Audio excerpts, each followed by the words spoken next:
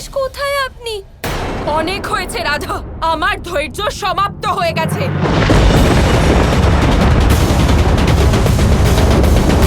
গণেশ,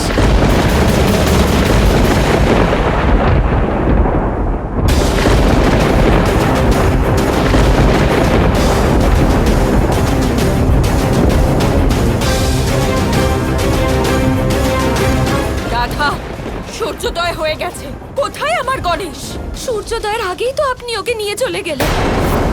গণেশ এখানে নেই। উনি আমার সাথে থাকতে চান। উনি আমাকে নিজের মায়ের মতো ভালোবাসেন। গণেশ হয়তো তোমাকে মায়ের মতো ভালোবাসে, কিন্তু তুমি ওর মা নও। ওর মা হলাম আমি। যদি গণেশ তোমায় এত ভালোবেসে থাকে, তাহলে আমাকে কত ভালোবাসে সেইটা ভাবো। তাই গণেশকে আমার সাথেই যেতে হবে। দেবী, গণেশ কোথায় থাকতে চান সেই সিদ্ধান্ত ওনাকেই নিতে দিন। আপনি ওনাকে লুকিয়ে রাখবেন না।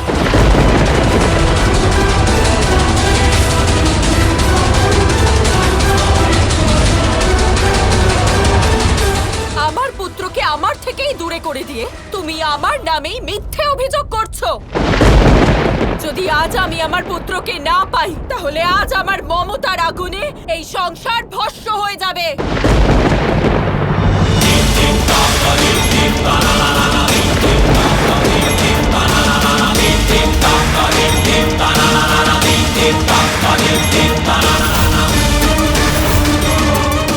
এটা মমতা নয়, এটা মোহ।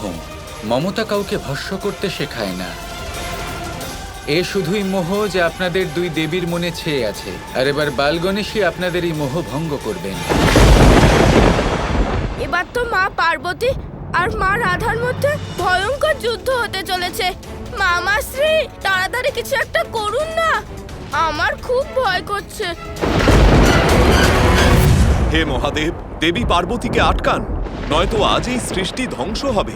আমি এই ঘটনায় হস্তক্ষেপ করতে পারবো না, কারণ আমার আরাধ্য শ্রীকৃষ্ণের নিজের ভাগ্নে গণেশের ওপর পূর্ণ আস্থা আছে, আর আমার নিজের আরাধ্যের বিশ্বাসের ওপর বিশ্বাস আছে।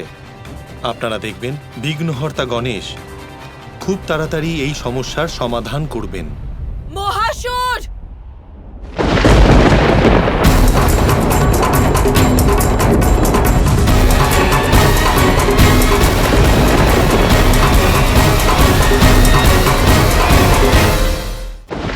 প্রণাম মাতা, আদেশ করুন আমায়। আমার শক্তি দ্বারা নির্মিত মহাদানব মহাসুর, আমি তোমায় আদেশ দিচ্ছি, তুমি তোমার শক্তি প্রয়োগ করো। যথা আজ্ঞা মাতা পার্বতী।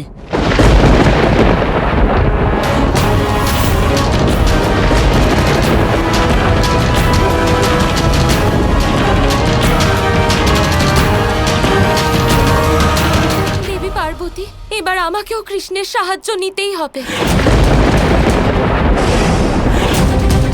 কৃষ্ণ, তোমায় আমার প্রেমের দিব্যি রইল। তোমায় আমার হয়ে যুদ্ধ করতেই হবে। মোহর বশে দেওয়া দিব্য ব্যর্থ রাধা, এসবের কোনো অর্থ নেই। কিন্তু এবার আমাকে যেতেই হবে। আমি যাব আর যুদ্ধ করব, কিন্তু এই দিব্যির জন্য নয়, এই সৃষ্টিকে রক্ষা করার জন্য। বিজয়ী হবার জন্য নয়, পরাজিত হবার জন্য। কারণ এবার আমার পরাজয়ের মধ্যেই এই সংসারের কল্যাণ নিহিত। কি?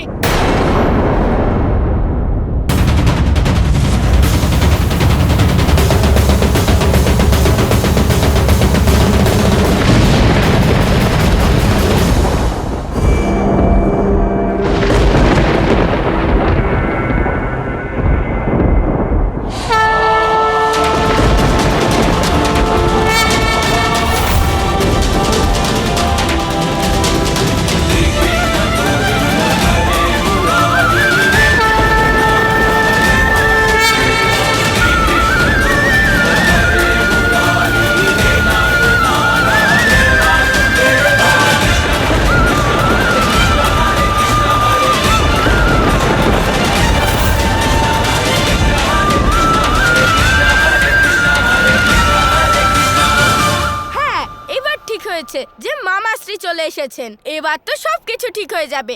কৃষ্ণ, পরাজিত করে দাও ওকে। তাহলে গণেশ চিরকাল আমাদের হয়ে থাকবেন। মোহের এ কেমন মায়া! স্বয়ং ত্যাগের দেবীর ওপর মোহর এমন প্রভাব যে ওনার মনেও গণেশকে লাভ করার লালসা জাগ্রত হয়েছে। আমার পথ থেকে সরে যাও কৃষ্ণ, নয়তো আমি তোমাকে শেষ করে দেব।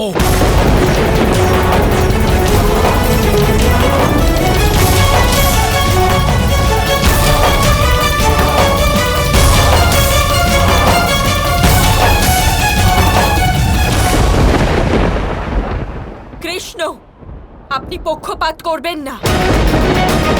আমি আপনার বোন হই। পার্বতী আমার বোন হন, কিন্তু মোহর বশীভূত যে দেবী তার সাথে আমার কোনো সম্পর্ক নেই।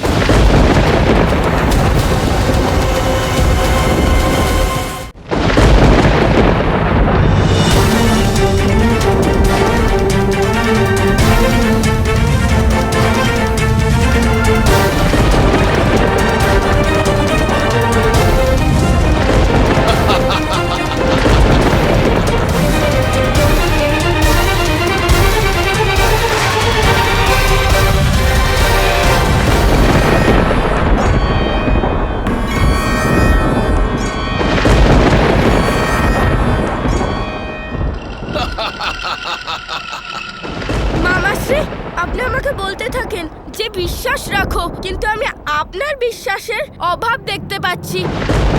মামাশ্রী, বিশ্বাস রাখুন আর এই দানবকে বধ করে দিন। আপনি এর থেকেও অনেক বেশি শক্তিশালী। শেষ করে দিন ওকে। কানাই জেনে শুনে মহাসুরের কাছে পরাজিত হচ্ছে, নয়তো কানাইয়ের তো একটাই প্রহার মহাসুরকে পরাজিত করার জন্য যথেষ্ট।